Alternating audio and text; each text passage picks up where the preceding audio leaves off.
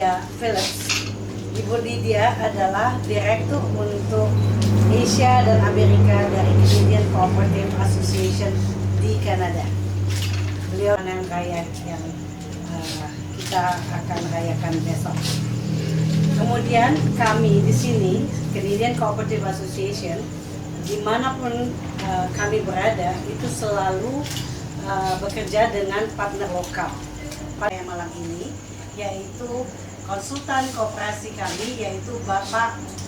Kami juga mempunyai beberapa konsultan, salah satunya yang memperkenalkan padi. Maaf, saya pikir tadi sudah dikenalkan, saya maaf terlambat. Ibu Helena adalah konsultan ahli dalam segala macam. Jadi memang ahli komunikasi yang selalu membantu. Itu juga menjadi instrumen yang cukup penting. Yang ketiga adalah keadilan gender. Keadilan gender di mana selama ini adalah natural resources management, di mana kita menjaga sumber daya alam. Kalau sumber daya alamnya kita rusak-rusak, ya tanah. Tapi koperasi yang sehat itu yang bagaimana? Kami tidak mengumpulkan KTP, semua langsung dapat duit bikin banyak-banyak koperasi yang secara perlahan-lahan mati. Tapi koperasi yang dibentuk di dalam pesat atau sejak serap adalah semua mereka yang sudah 2 tahun mempelajari apa itu koperasi, apa untungnya koperasi buat mereka, mengapa mereka perlu membuat badan hukum koperasi, karena mereka selama 2 tahun itu melakukan kegiatan koperasi tapi tanpa badan hukum.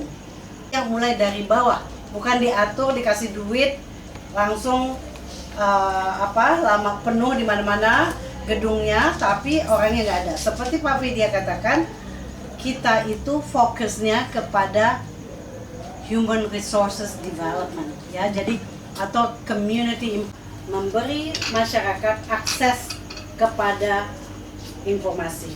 Kan jadi knowledge-nya diajar, keterampilannya diajar, sikap. Kami bicara mengenai integrity pact, kami bisa bicara juga mengenai, dan kalau itunya benar, maka si manusia ini yang ada di dalam koperasi primer, sekitar 21% produsen daripada beberapa komoditi yang kami melalui koperasi yang terintegrated di dalamnya antara pengembangan ekonomi dan sosial. Jadi kami berkesinambungan, ya. Jadi itulah yang selama ini kami lakukan. Nah, untuk acara daerah ini daerah yang terisolir, nggak banyak wartawan yang datang ke situ, nggak banyak pejabat mau datang ke sana, ya. Jadi siapa yang bantu mereka? Sementara kita bilang ini masyarakat tertinggal terus, tapi intervensi kita tidak ada untuk membuat mereka terangkat, tidak menjadi masyarakat yang dimarginalisasikan, ya. Jadi kami mencoba mengundang untuk pejabat-pejabat untuk lihat sendiri bahwa yang dari tadinya konflik menjadi damai, dari tidak ada ekonomi, apa kata kuncinya masyarakat. Jadi dia mempunyai community organizers yang cukup terlatih untuk mendampingi masyarakat.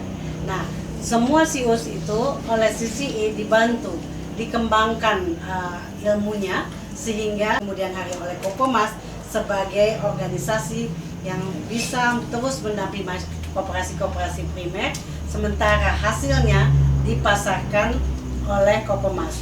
Kopomas tidak akan membeli barang-barang yang tidak qualified. Untuk bisa qualified, dia harus didampingi masyarakatnya.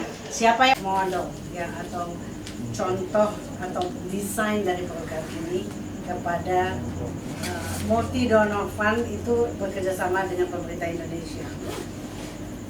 Jadi mengapa dia menerima proyek ini, ada tanya jawab, itu ada satu proses tanya jawab. Tapi yang namanya pemerintah untuk level mana, ya. Jadi kami di sini untuk program IDFF itu diberikan dananya melalui Bapeda, ya. Bapeda itu membentuk satker kemudian dia ada yang namanya Project Management Unit PMU, dan ada Project Management Consultant. Jadi dia ada konsultan asingnya, ada program dari orang Indonesianya yang mencoba membantu atau bukan membantu, melola program ini yang dibawakan kepada World Bank.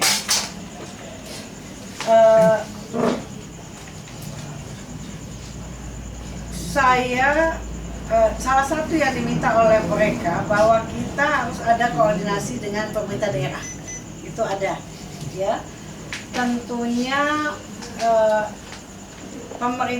pemerintah Indonesia itu selama ini belum pernah bekerja sama direct, ya, dengan LSM asing maupun Indonesia.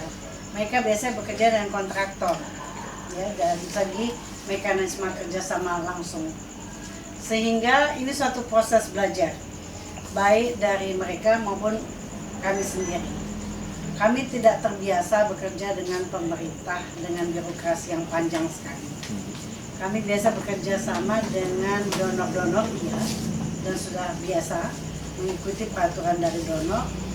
Tapi menarik sekali, jadi kedua belah pihak belajar bagaimana kalau yang saya inginkan menyampingkan kepentingan masing-masing dengan fokus kepada kepentingan yang lebih besar, yaitu masyarakat, ya.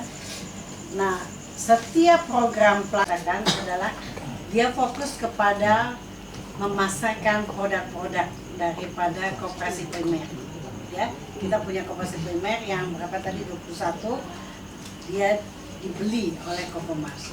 Tapi Kopermas kan baru bangun, dia masih bayi nih, dia perlu anggota dari Kopermas adalah koperasi primer. Anggota dari koperasi primer ya petani dan nelayan, ya.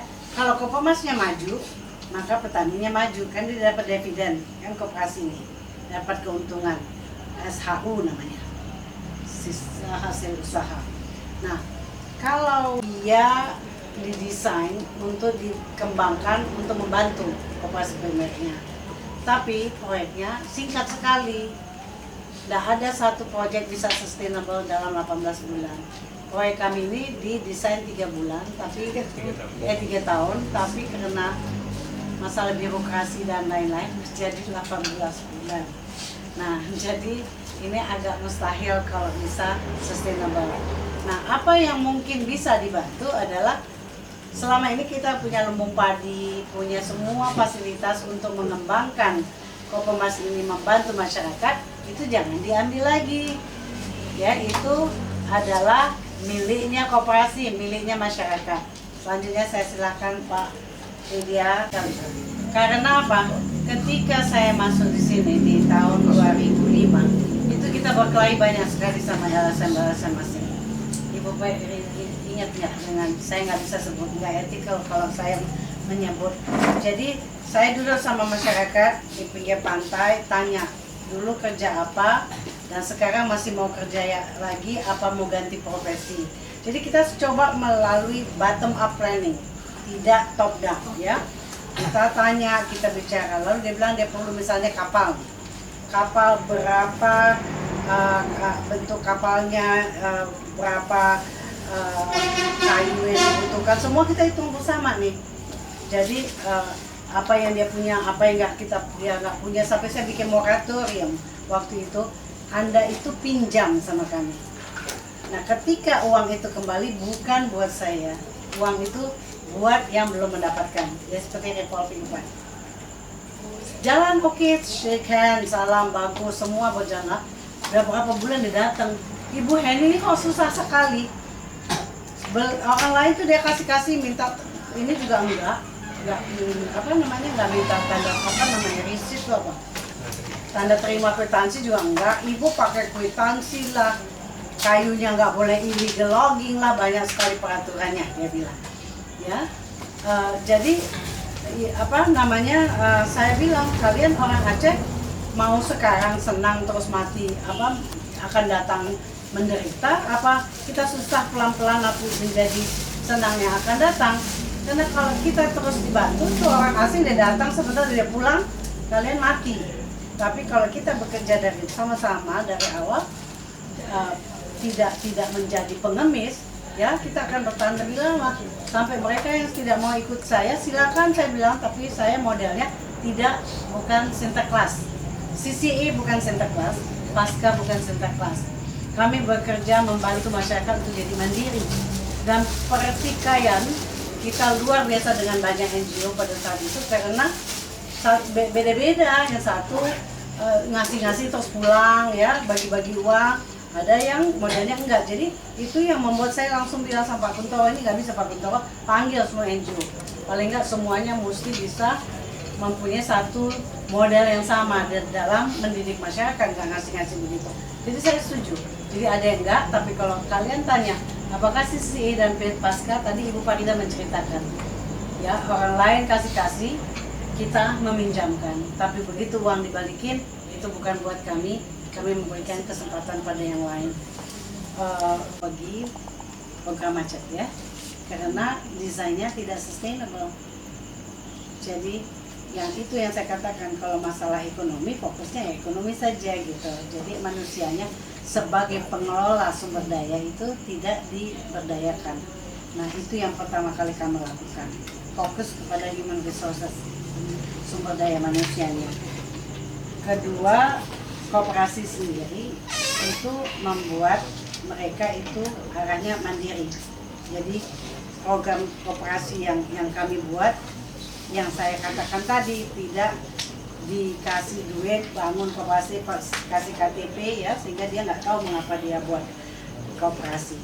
Nah khususnya untuk program pesat ini yang 3 komoditi ya, itu kan dia memutuskan mata rantai yang saya katakan tadi. Jadi kita ada bantuan kepada koperasi primer. Selalu kan kalau kita bicara produksi, selalu yang masalah marketingnya, pemasaran. Dia produce terus tapi nggak bisa jual. Ada koperasi sekunder yang kita bikin, yaitu Kopemas tadi.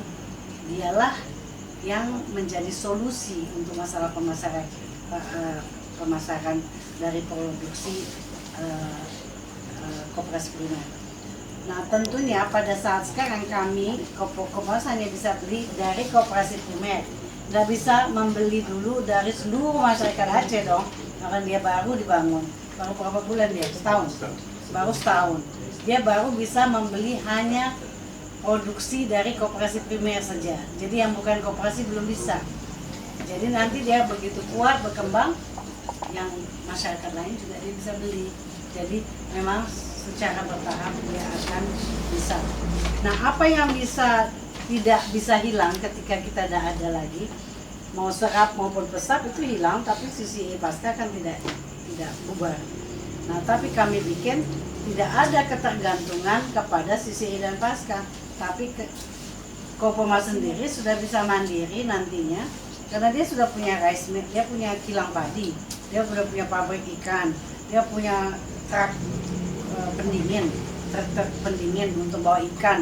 Semua yang tadi saya katakan, prosesnya tadinya di Medan dibikin di sini, sehingga itu sendiri menghasilkan dana Pak. Ya, dia uangnya berputar. Nanti mungkin Pak Widodo, Pak Mau dan Pak Vidya bisa menambahkan. Dan itu dari segi perekonomian berjalan. Tapi karena dia ada di dalam koperasi, keuntungannya dia adalah keuntungan koperasi primer. Keuntungan koperasi primer adalah keuntungan anggotanya, yaitu petani dan nelayan. Jadi ini yang saya lihat contoh di Kanada. Mengapa petani di Kanada itu semua kalau libur bawa keluarganya ke luar negeri, anak-anaknya master, PhD dan segala macam. Ya, jadi memang sudah maju karena pertama cara-cara yang kami praktekkan itu kan tadi juga kita belajar dari Kanada. Nah, kedua, prioritas cara berpikir, prioritas hidup dia sudah sedemikian maju bahwa fokus dia kalau ada duit untuk masalah pendidikan sebagai investment dan masalah kesehatan. Jadi dia nggak punya duit menjadi masyarakat konsumtif beli parabola, dia nggak punya duit kawin lagi gitu. Di sini orang punya duit banyak dikit kawin kan lagi. Jadi saya nggak generalisasi, tapi prioritas hidup orang di Kanada sudah berbeda karena level pendidikannya meningkat. Jadi Ibu Lydia akan bisa bicara mengapa yang dia anggap mengapa FRI dan kemana dijual. Ya.